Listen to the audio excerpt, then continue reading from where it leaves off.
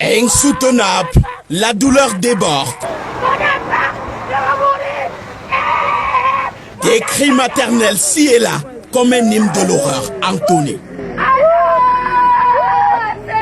Nous sommes dans le village Essamitsang, Paraguay, dans le département de la Mofou-Afamba, région du centre. La maison entière, en matériaux provisoires, est réduite en cendres. Au bilan de cet incendie survenu aux environs de 2 heures, 7 personnes décédées, qui sont des jeunes gens, des enfants. Donc l'âge varie de 20 pour les plus grands à 2 ans pour les plus petits. Tous de la même famille, venus de part et d'autre, passer les vacances chez leur grand-mère. À l'origine du feu, la manipulation inexperte du carburant de la contrebande que vend la grand-mère Salomé Ebolé. L'enfant est venu, il a pris la lampe tempête pour venir éclairer la maman pour voir là où se trouvait le carburant. C'est là où la chose a dégénéré. Un automobiliste en panne sèche sur la nationale numéro 10, adjacente à la maison, les a réveillés à 2 heures pour acheter du carburant. Quand l'incendie déclenche, le conducteur fond dans la nature. Le petit Emmanuel Amougou est le seul enfant rescapé. Les autres ont péri dans la gueule des flammes. Les autres étaient derrière moi. Je les ai dit de sortir, de venir. Et dès que je suis sorti, je les ai dit de venir. Quand ils regardent derrière, ils sont partis dans la chambre. Et quand on part derrière, on a ouvert la fenêtre. Ils n'étaient pas dans la chambre là. On a ouvert la planche pour qu'ils sortent.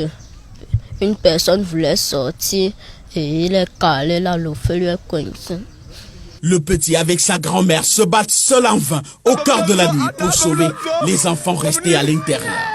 La grand-mère brûlée au 3e degré est en soins intensifs dans une formation hospitalière. Les 7 enfants morts reposeront désormais là, à outre-tombe. Alors, ensemble, nous avons regardé la vidéo et nous ne pouvons que souhaiter nos sincères condoléances à cette famille durement éprouvée.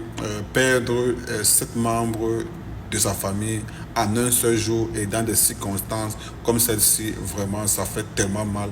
Et les pauvres enfants qui sont allés juste en congé et qui comptaient rentrer, retrouver les camarades de classe, voilà qu'ils ne les retrouveront plus jamais parce que il a eu cet incendie malheureusement qui a pris leur vie.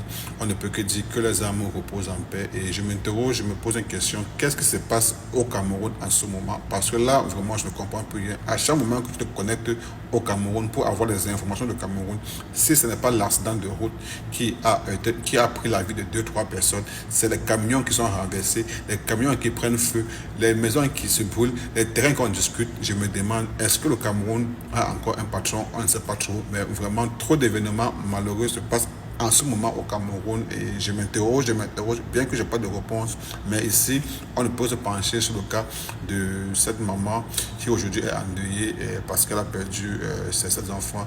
Beaucoup de courage, c'est pas facile et je veux ici dire à ces personnes-là qui vendent des produits flammables comme le carburant dans des maisons aussi pas adéquates, vous voyez, c'est parce que c'était aussi une maison en matériaux provisoires et c'était très facile pour la maison de prendre feu un peu rapidement. Donc vraiment, si tu suis la vidéo ou bien si tu as écouté cette information qui passe là et que tu vends ces mêmes produits là, essaie un peu de mettre ces produits là loin de la maison où tu vis avec les enfants, de peur encore qu'on ait cette même catastrophe là ou bien cette même tragédie là ou bien ces mêmes morts là qui sont déjà de trop pour nous. Vraiment de grâce, pensez à votre vie. On dit la vie n'est rien, mais rien ne vaut la vie. Que l'âme de ces anges-là repose en paix.